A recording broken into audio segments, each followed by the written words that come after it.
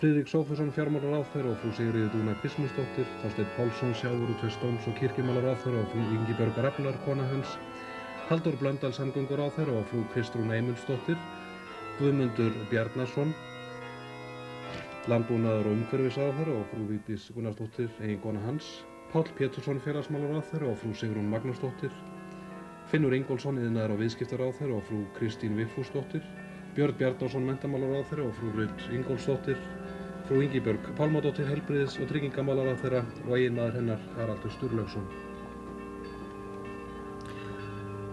Nú, það eru fjöldi annarra gesta sem eru við embættistöku forseta Íslands í dag, en þess má geta að einungis boðsgestir halda til þinghús og þarna má sjá hæstaréttardómara mæta, þar sem taka má eftir því að Pétur K.R. Hafstein ekki meðal boðsgesta, hann staddur erlendis í fríi ásamt fjölskyldu sinni.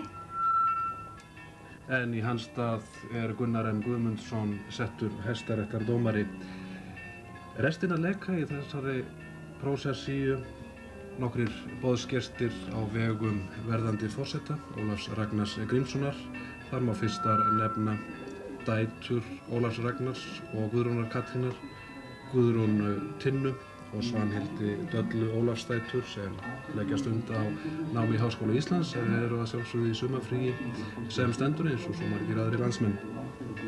Dætur Guðrúnar Katrínar af fyrra hjónabandi og tengdasonur hennar eru meðal boðsgesta.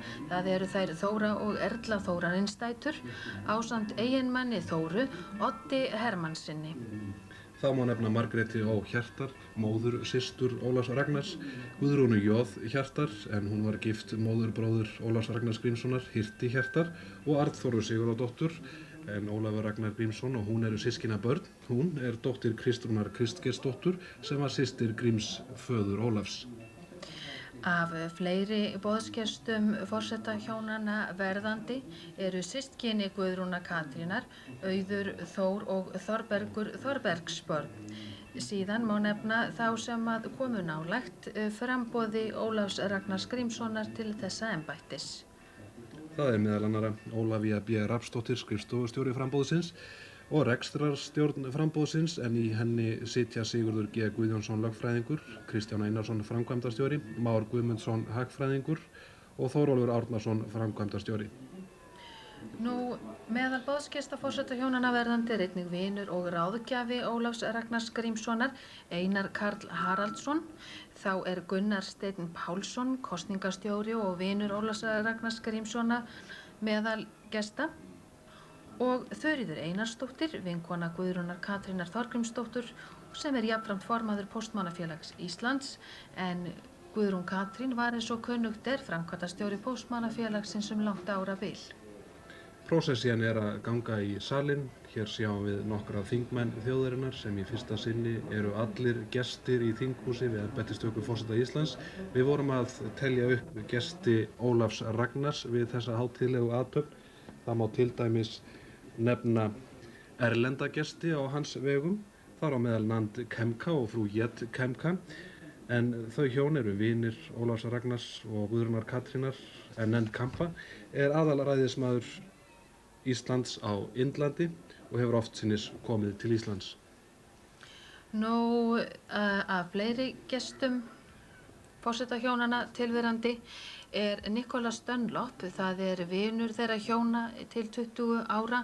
Hann jafnframt framkvæmdastjóri Parliamentarians for Global Actions og hefur verið einn helsti samstarfsmaður Ólafs Ragnars í að byggja upp þessi þingmannasamtök. Einnig má nefna Silvíu Hernández, en hún vinur hjónanna og hefur verið í 15 ár. Hún ferðamálaráðherra og öldungadeildarþingmaður í Mexíkó og fyrrverandi formaður Parliamentarians for Global Actions. Og loks það vinur þeirra hjóna til 10 ára, Aron Tovish, en hann hefur verið nánasti samstarfsmaður Ólafs Ragnars á alþjóðavettvangi og í Parliamentarian. Og eins og við sjáum á þessum myndum, þar sem boðsgestir að koma sér fyrir í þingsal, að þá eru allir prúðbúnir, karlar eru í kjólfötum og konur eru í síðum kjólum og setur það hátíðlegan blæ á þessa hátíðarsamkomu. Margir háttsettir erlendir sendimenn eru staddir í þinghúsinu í dag. Þar á meðal sendiherra Rússlands, Júrija Resetov, Tom Söderman, sendiherra Finnlands á Íslandi, Klaus O. Kappel, sendiherra Danmerkur, Niels O. Dietz, sendiherra Noregs, Per Kettis, sendiherra Svíþjóðar, Robert Cantoni, sendiherra Frakklands á Íslandi, Wang Xiangxing, sendiherra Kína, James Ray McCulloch, sendiherra Bretlands á Íslandi og Reinhard Eni, sendiherra Þýskalands og einnig má nefnda viðskiptafulltrúa Bandaríkjanna á Íslandi, Mark A. Takola.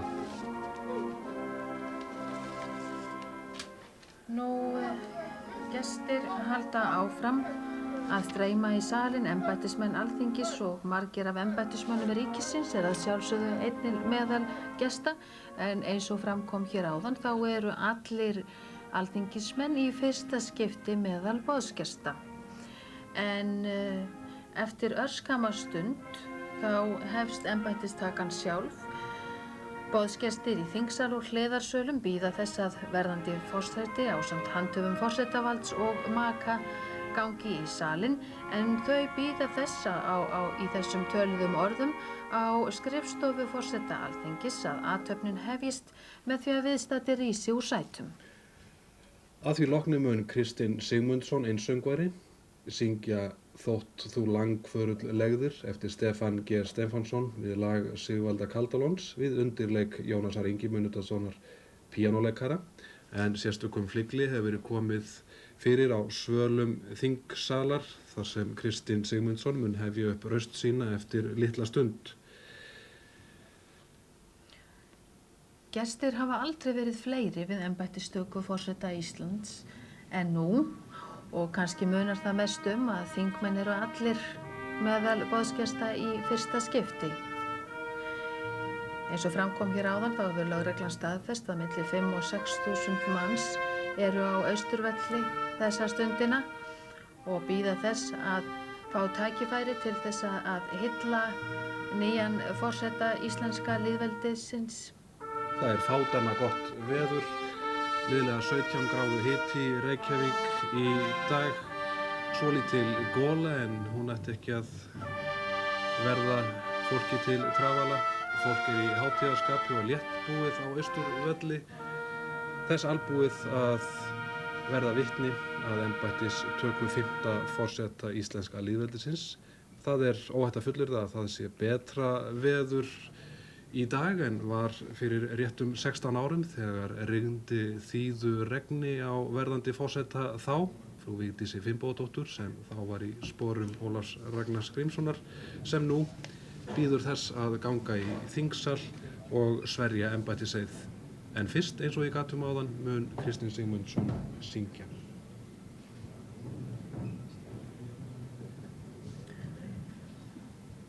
Og þess nú ekki langt að bíða að 5. forseti íslenska lýðveldisins verði ávarpaður í fyrsta skipti, forseti Íslands Ólafur Ragnar Grímsson. Það eru merk spor sem Ólafur Ragnar gengur í dag þegar hann gengur út úr Alþingishúsinu, sem hann hefur vissilega oft gert sem þingmaður og ráðherra. Þau spor sem hann stígur í dag hljóta hins vegar að vera einstök í lífi þessa 53 ára gamla Vestfirðings sem 41,4% landsmanna kusu sem forseta íslenska lýðveldisins þann 29. júní síðastliðinn. Á sama hátt má fullyrða að þau spor sem Vigdís Finnbogadóttir stígur hér í dag séu einstök í hennar lífi og kannski ekki síður eftirminnileg en þau sem hún steig á sama stað fyrir réttum 16 árum. 4 farsæl kjörtímabil eru að baki og við hljótum að mæla fyrir munn allra landsmanna þegar við óskum þess að þessi spor hennar í dag reynist henni gæfurík. Þingsalurinn þess albúinn, brómum skrýtur að taka mót verðandi forseta Íslands. Þarna sjáum við 5 stóla. Frá vinstri mun Guðrún Katrín Þorbergsdóttir, eiginkona verðandi forseta, sitja. Ólafur Ragnar Grímsson mun sitja í stólnum sem fyrir framan Svaladyr, en þessir 3 stólar bak við ljósmyndana sem sést á myndinni eru sæti handhafa forsetavaldsins sem eru þeir Davíð Oddsson forsætisráðherra, Haraldur Henrysson sem hér labbar með forseta Íslands og Ólafur G. Einarsson.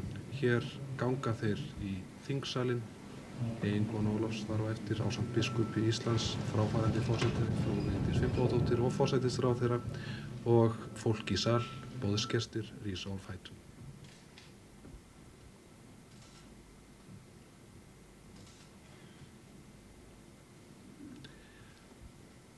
Það er Haraldur Henrysson, forseti Hæstaréttar, sem í reynd stýrir þessari athöfn þegar 5. forseti íslenska lýðveldisins sver embættiseið og tekur við völdum.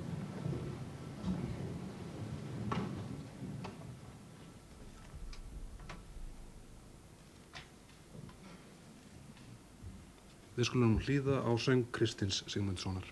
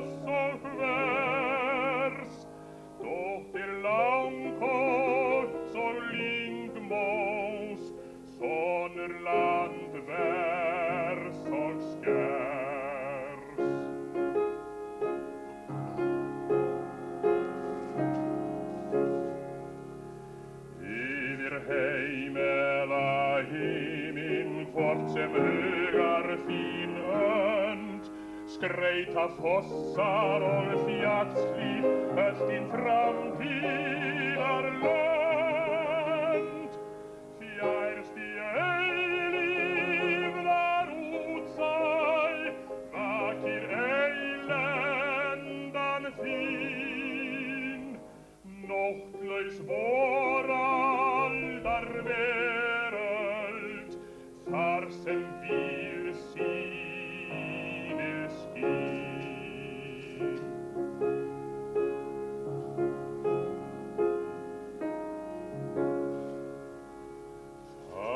Óskaland íslenskt sem að yfir þú býr, aðeins blómgróin björgin sér hver væld jökull flýr. Frænka eldfjalls og íshafs, Sifjárfoss og Hlörs, dóttir Langholts og Lyngmós, sonur Landvers og Skers.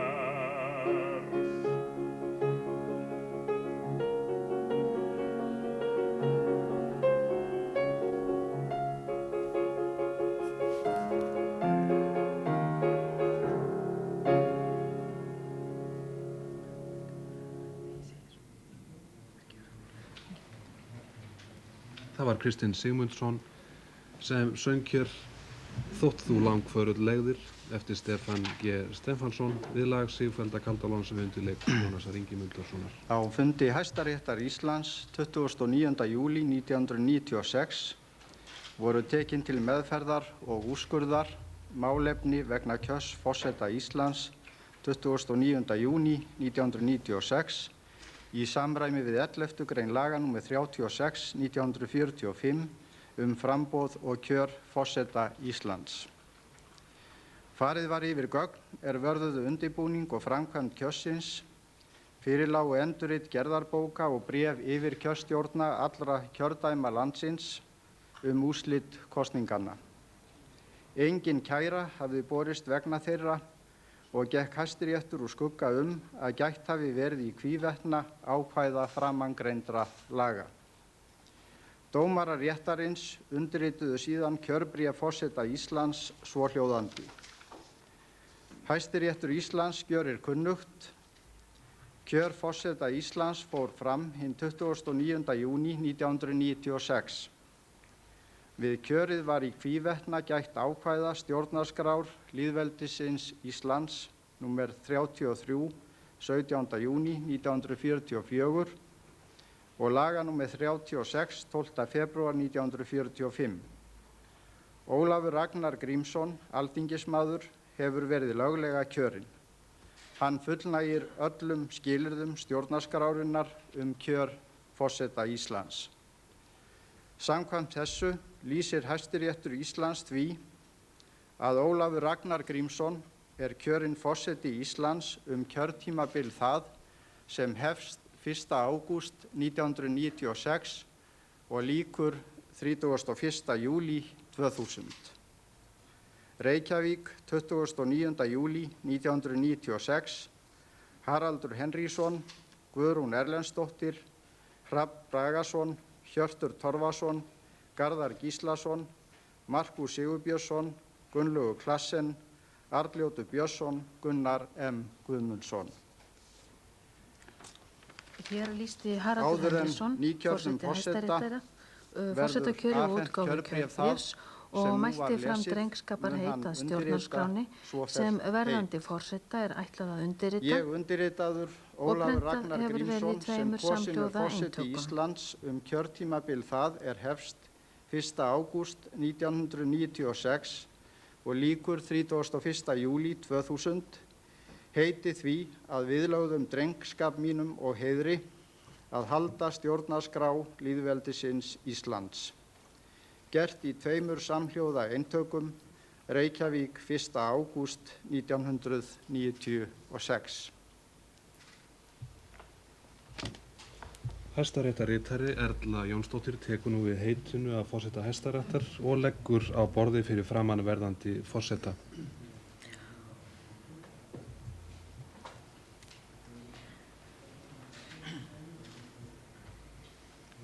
Nú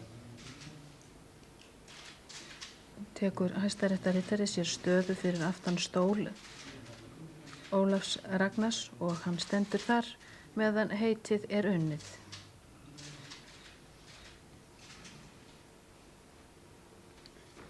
Þegar skjölin eru undirritið gengur Hæstaréttarritari fram, tekur þau og leggur á borð hjá forseta Hæstaréttar eftir litla stund.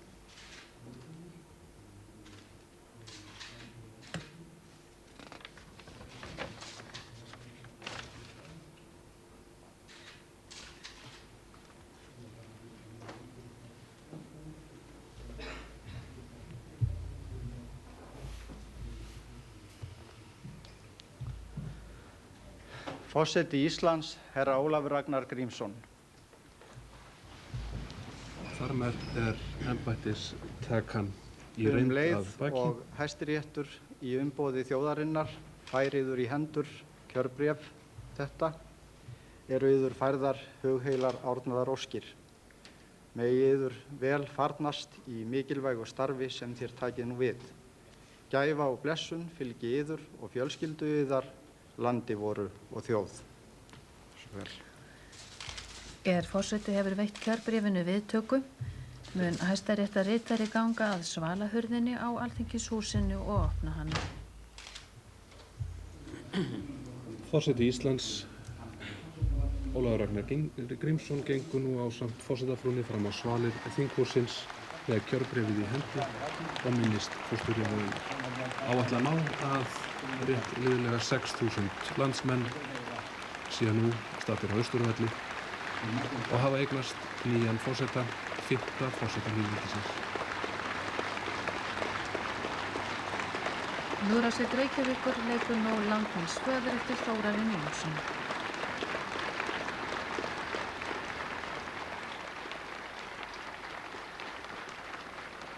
Ég bið ykkur öll sem hér eruð saman komin og einnig ykkur sem heima eruð eða á vinnustað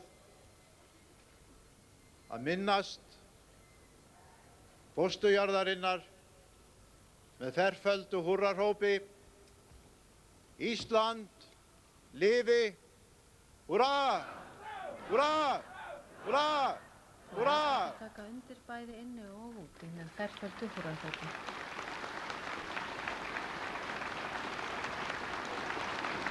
Þetta í reynd fyrsta embættisverk nýs forseta íslenska lýðveldisins, Ólafs Ragnars Grímssonar. Við hlið hans er eiginkona hans, Guðrún Katrín Þorbergsdóttir. Það er Lúðrasveit Reykjavíkur sem leikur lands vinsfóður.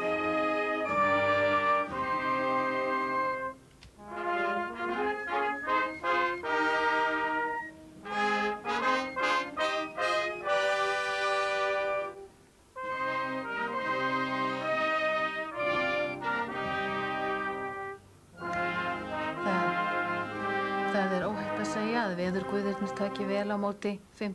forseta íslenska lýðveldisins, því sól skín í heiði og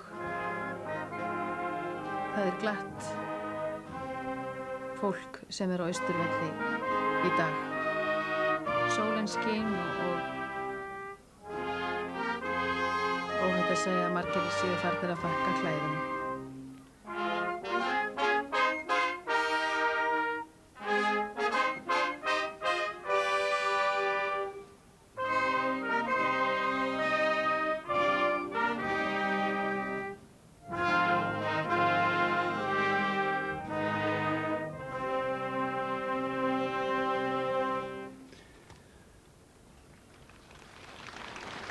Forsetahjónin ganga nú aftur til sæta sinna í þingsal og forseti flytur ávarp sitt og mælir nokkur orð til þjóðarinnar sem að margra mati er stefnuyfirlýsing nýs forseta þjóðarinnar.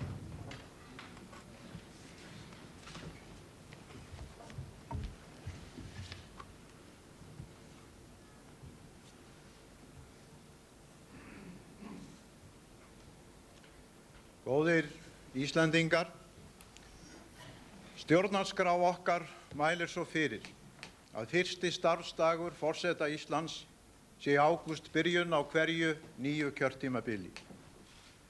Sú dagsetning kann að nokkru að hafa stjórnast af hagkvæmni, en hún er einnig táknræn þjóðminning. Fyrstu vikuna í ágúst árið 1874 hösluðu Íslendingar sér völl í samfélagi þjóðanna með hátíðinni miklu á Þingvöllum. Þess var minnst að 1000 ár voru frá upphafi landnáms og þjóðin eignaðist þá sína fyrstu stjórnarskrá. Í henni var ekki einungis viðurkennd sérstaða Íslands, heldur einnig lagður grundvöllur að þeim leikreglum lýðræðis og mannréttinda sem við höfum síðan talið kjarnan í samfélagi okkar. Það er mikilvæg skylda forseta Íslands að stuðla að því að ekki rofni þau bönd sem tengja okkur við ávinninga fyrri alda.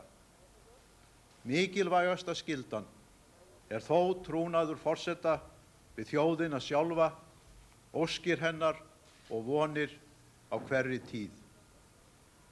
Í ferð okkar hjónanna landið í aðdraganda forsetakjörsins höfum við sannfærst þá djúpu virðingu sem þjóðin ber fyrir störfum forseta lýðveldisins.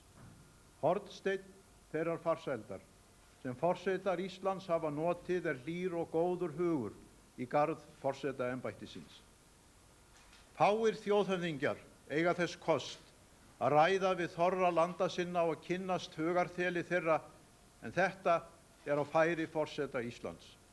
Og það er einlæg von mín að það samband sem tekist hefur milli okkar og alþýðu manna til sjávar og sveita verði ekki sundur slitið. Þegar lýðveldi var stofnað á Þingvöllum og forseti Íslands kjörinn fyrsta sinni, var við fátt að styðjast mótun embættisins, starfshætti forsetans og framgöngu alla. Í rúmlega hálfa öld hafa forsetarnir fjórir hver á sinn hátt treyst það samband, forseta og þjóðar sem hlýtur að vera líftaug sérhvers sem hlotnast þessi trúnaður.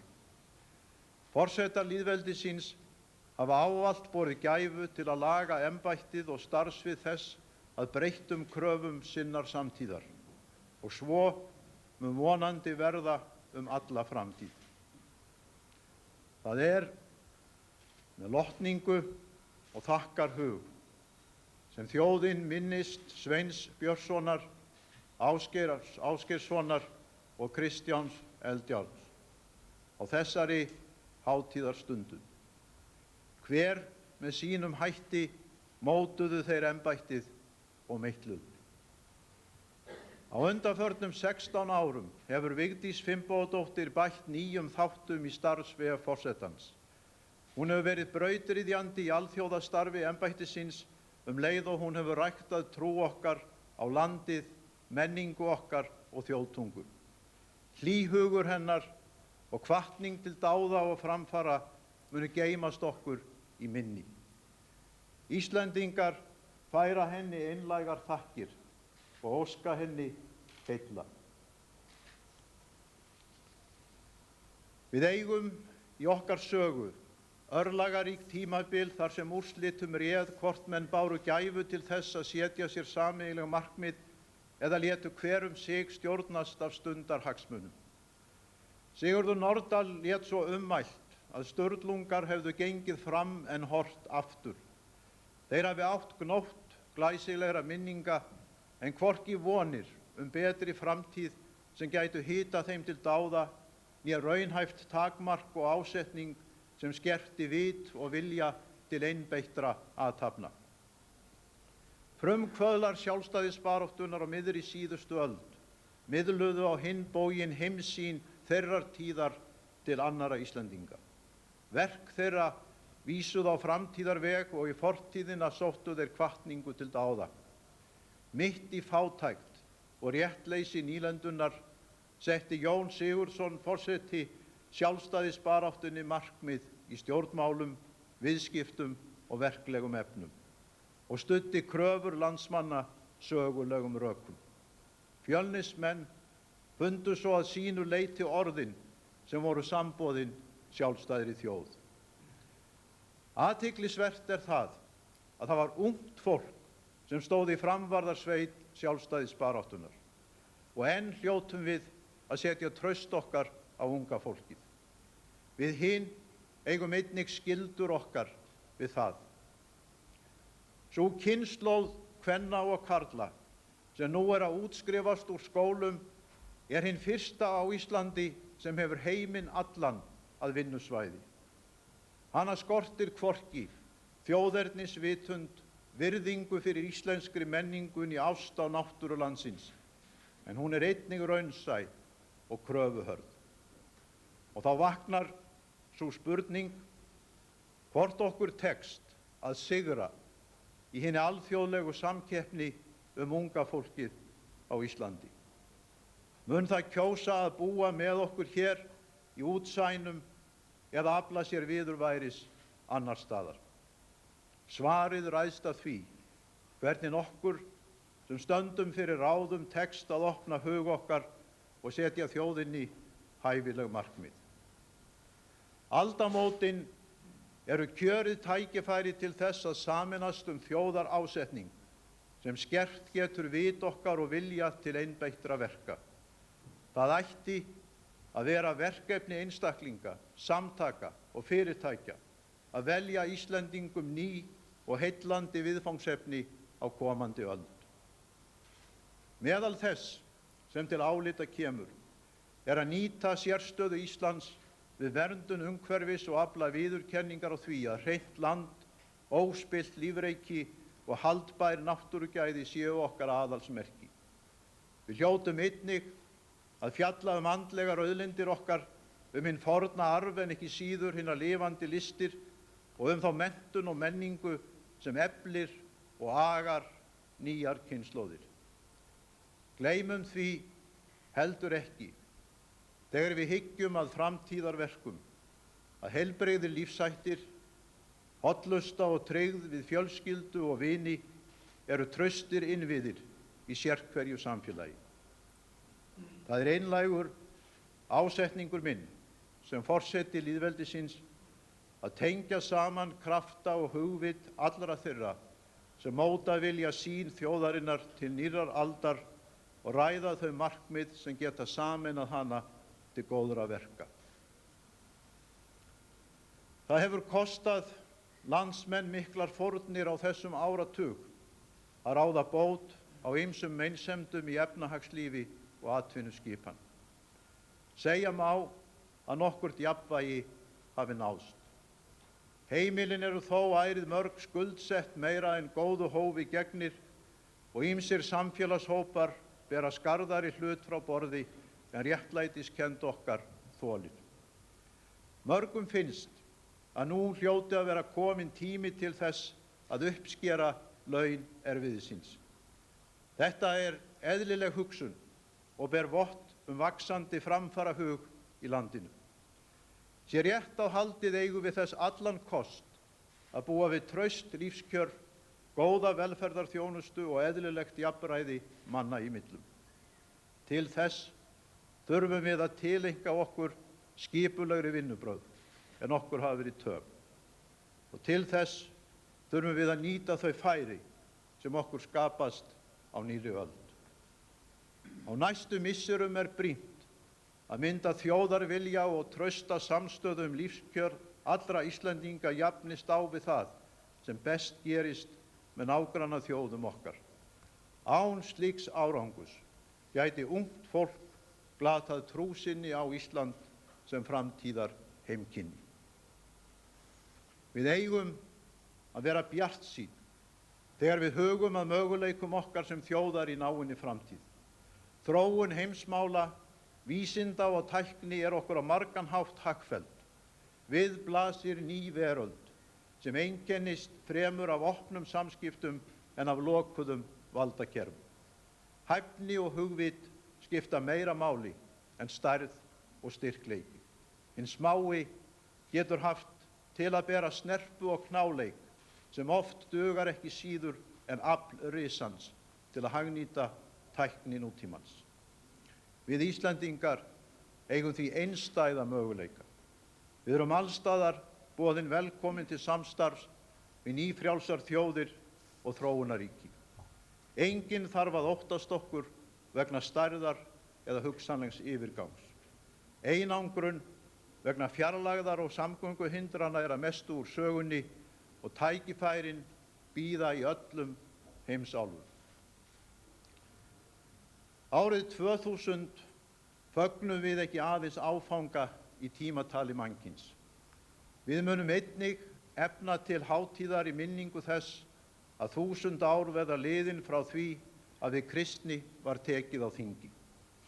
Þá var ákveðið á Þingvöllum að hafa ein lög og einn sið og slíta ekki sundur friðinn.